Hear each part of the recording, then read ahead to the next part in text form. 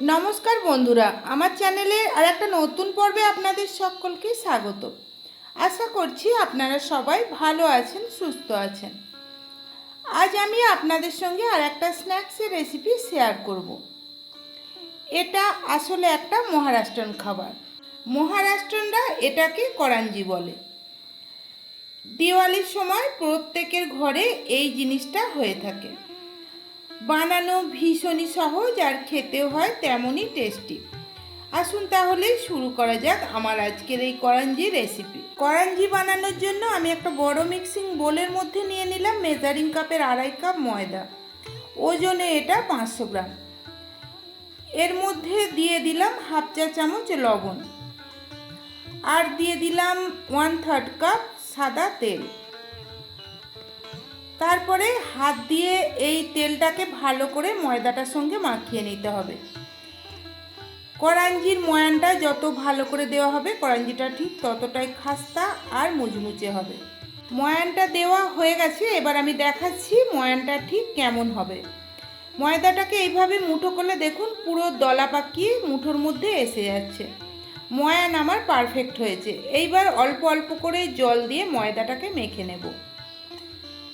করাঞ্জির ময়দা কিন্তু খুব বেশি পাতলা করে মাখলে চলবে না, একটা সফট ডো বানিয়ে নিতে হবে। আর এইভাবে অল্প অল্প করে জল দিয়ে ময়দাটাকে মেখে নিতে হবে।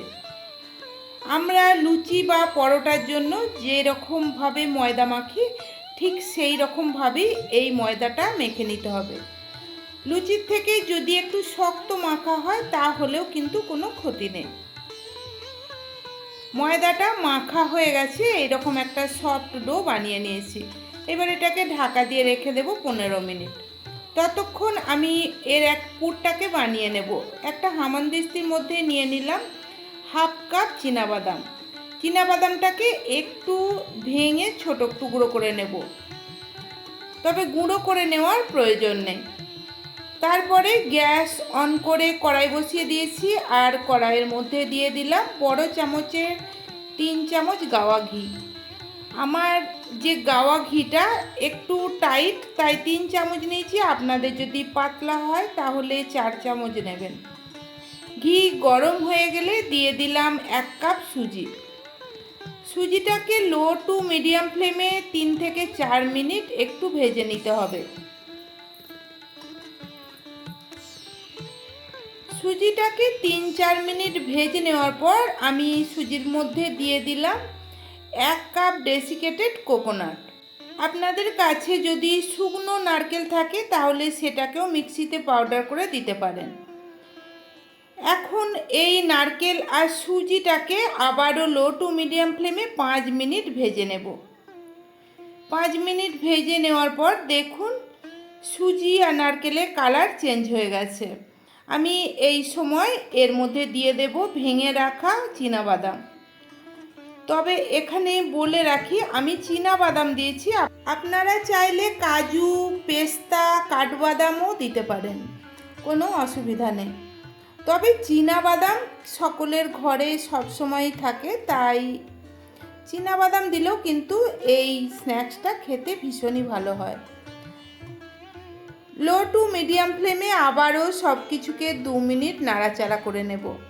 2 মিনিট নাড়াচাড়া করে নেওয়ার পর আমি দিয়ে দিলাম সামান্য একটু কিশমিশ। কিশমিশটাকে আমি ছোট ছোট করে কুচো করে দিয়েছি। আমি 2 টেবিল চামচ মতো কিশমিশ এর মধ্যে দিয়েছি। কিশমিশের পরিমাণটা আপনারা চাইলে বেশি করেও দিতে পারেন।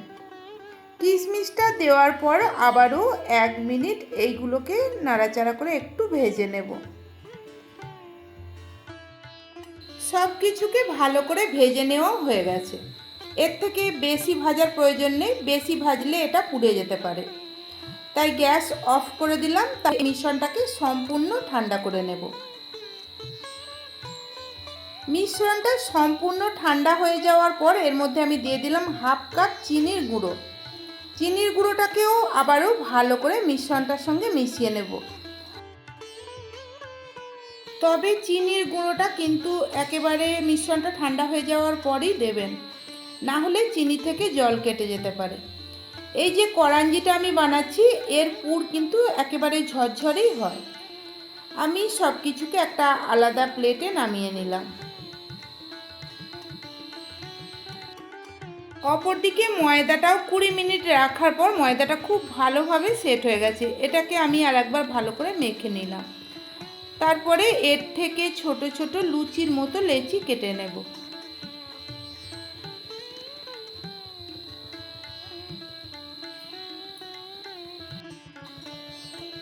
সবকটা লেচিকে কেটে নেওয়ার পর 2 হাতে তালু দিয়ে লেচিগুলোকে একটু গোল করে নিলাম।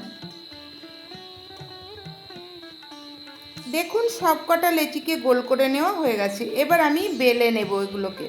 তার জন্য বেলন চাকির উপরে একটু তেল লাগিয়ে নিলাম। তারপরে একটা লেচিকে নিয়ে এইভাবে লুচির মতো করে প্রথমে বেলে নিতে হবে। একটু পাতলা করে বেলে নেওয়ার চেষ্টা করবেন। দেখুন একটা বেলে নেওয়া হয়ে গেছে। এইবার এই লুচির সাইডে সামান্য একটু জল দিয়ে দিলাম, যাতে কড়াঞ্জিটা ভাজার সময় মুখটা খুলে না বেরিয়ে আসে। তারপরে এই লুচিটার মাঝখানে 1 চামচ মতো পুর দিয়ে দিলাম। এখন লুচির একটা সাইড এইভাবে উল্টে নিয়ে আর একটা সাইডে এইভাবে মিশিয়ে একটু চেপে দিতে হবে। যেহেতু জল দেওয়া আছে তাই খুব সহজেই এটা এঁটে যাবে, আর জল দেওয়ার ফলে কিন্তু এটা খুলেও যাবে না। তারপরে কাঁটা চামচ দিয়ে এইভাবে একটু ডিজাইন করে নিলাম। দেখুন একটা বানানো হয়ে গেছে, আমি আর একটা বানিয়ে আপনাদের দেখাচ্ছি।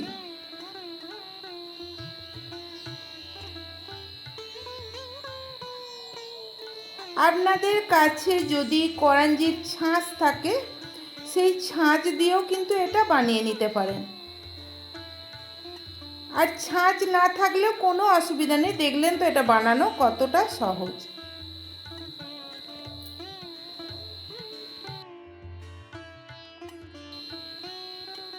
দেখুন আর একটাও বানিয়ে নেওয়া হয়ে গেছে। এইভাবে আমি কিছু কড়াঞ্জি বানিয়ে নিয়েছি। এগুলো ভাজতে একটু সময় লাগে, তাই প্রথমে অল্প কিছু বানিয়ে নিয়েছি, এগুলোকে আগে ভেজে নেব, আর ভাজতে ভাজতেই কিন্তু বাকিগুলো বানিয়ে নেওয়া হয়ে যাবে। তার জন্য গ্যাস অন করে আগে থেকেই কড়াইয়ে তেল গরম করতে বসিয়ে দিয়েছিলাম। তেল মিডিয়াম গরম হলে কিছু কড়াঞ্জি আমি তেলের মধ্যে দিয়ে দিলাম। এখানে বলে রাখি, খুব বেশি গরম তেলে কিন্তু এগুলো ভাজা যাবে না। খুব বেশি গরম তেলে এগুলো ভাজলে এগুলো খাস্তা হবে না, আর একসঙ্গে অনেক কড়াঞ্জি দিয়েও ভাজা যাবে না, তাহলে এগুলো ভেঙে যেতে পারে। গ্যাসের ফ্লেমটাকে লোতে রেখে এগুলোকে একটু সময় নিয়ে ভেজে নিতে হবে। হাই ফ্লেমে কিংবা মিডিয়াম ফ্লেমেও কড়াঞ্জি ভাজা যায় না। হাই ফ্লেম কিংবা মিডিয়াম ফ্লেমেও ভাজতে গেলে এগুলো কিন্তু কুরকুরে হবে না। এইভাবে উল্টে পাল্টে একটু সময় নিয়ে এগুলোকে ভেজে নিতে হয়।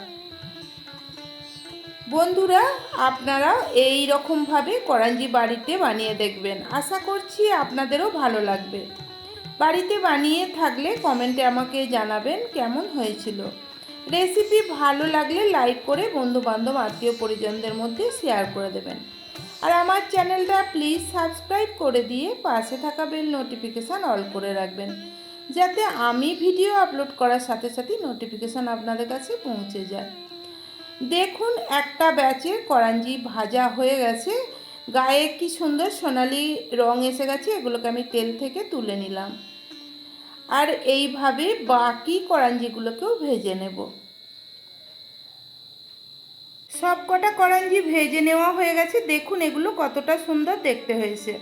আজকের মতো তাহলে রেসিপি এখানেই শেষ করলাম। সবাই ভালো থাকবেন, সুস্থ থাকবেন, ধন্যবাদ।